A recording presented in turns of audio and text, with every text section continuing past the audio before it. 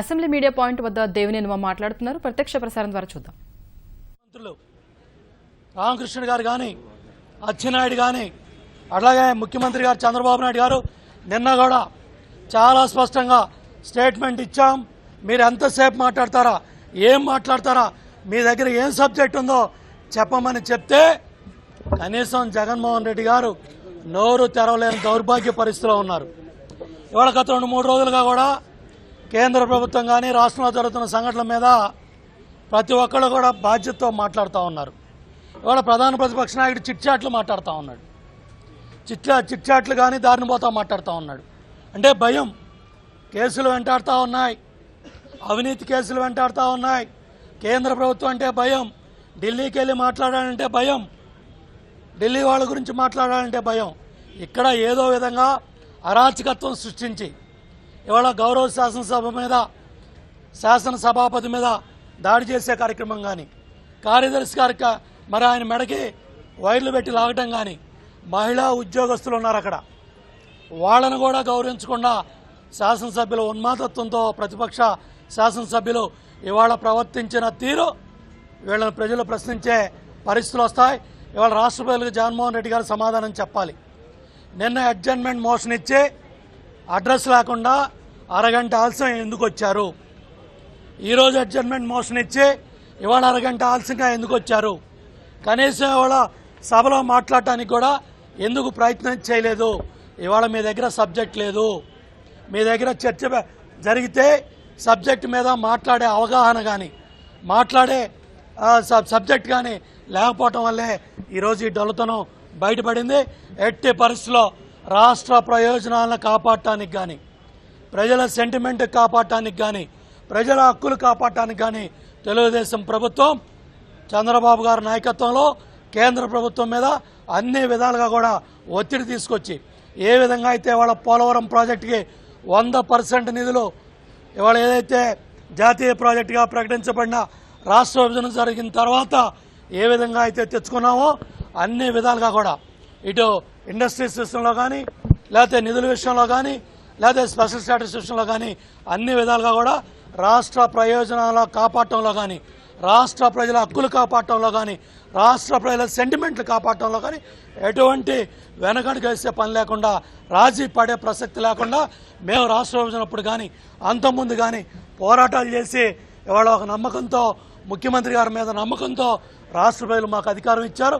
అన్ని విధాలుగా కూడా కేంద్ర ప్రభుత్వం మీద ఒత్తిడి చేసి పోరాటం చేసి అన్ని విధాలుగా కూడా రాష్ట్ర ప్రజల హక్కులు కాపాడుతామని చెప్పి తెలియజేస్తా ఉన్నాం. ఆంధ్రప్రదేశ్ రాష్ట్ర చరిత్రలో నిన్న ఈరోజు జరిగిన తీరు అవి చూస్తే చాలా బాధాకరం.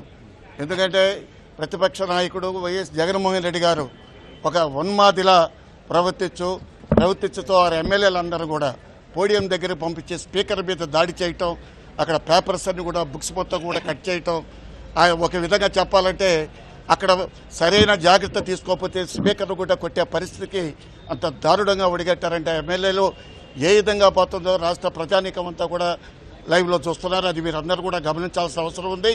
కొన్ని లక్షల రూపాయలు ఖర్చు పెట్టి కార్యక్రమాలు మనం శాసనసభ సమావేశాలు ఏర్పాటు చేసుకుని అనేక వాటి మీద చర్చించుకోవాల్సిన పద్ధతిలో వారి చర్చ అనేది ఇష్టం లేకుండా ఇటువంటి కార్యక్రమాలు చేపట్టి దీనికి వారు జరగకుండా ముందుకెళ్తున్నారంటే రాష్ట్ర ప్రజానీకం వారికి బుద్ధి చెప్పే పరిస్థితి తప్పకుండా జరుగుతూ ఉంది.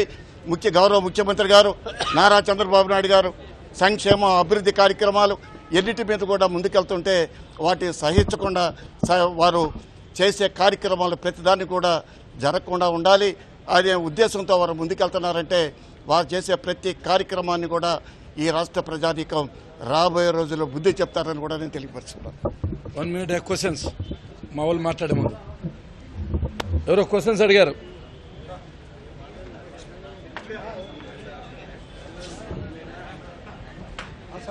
ఒక నిమిషం అమ్మా, ఎన్ని క్వశ్చన్స్ అమ్మా?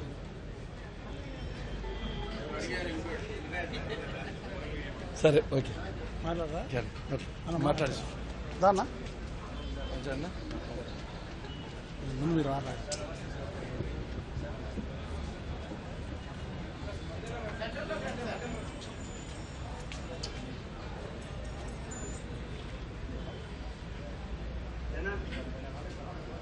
ఈరోజు శాసనసభ సమావేశాలు మీరు చూసే ఉంటారు. చాలామంది ప్రజలందరూ కూడా గమనిస్తూనే ఉన్నారు. పోడియం చుట్టూత అందరూ కూడా బలలెక్కి స్పీకర్ గారి దగ్గర ఉన్నటువంటి మైకులు లాగేసుకుని పక్కన ఉన్నటువంటి స్టాండ్లన్నీ కూడా ఇరక్కొట్టి అతి దారుణంగా ఎన్నడూ శాసనసభలో జరిగినటువంటి విధంగా ఈనాడు శాసనసభలో ఎందుకు వ్యవహరించారో కూడా కనీసం మాట్లాడేదానికి అవకాశం లేకుండా మాట్లాడకుండానే అతి దారుణంగా వ్యవహరించినటువంటి శాసనసభ్యులుగా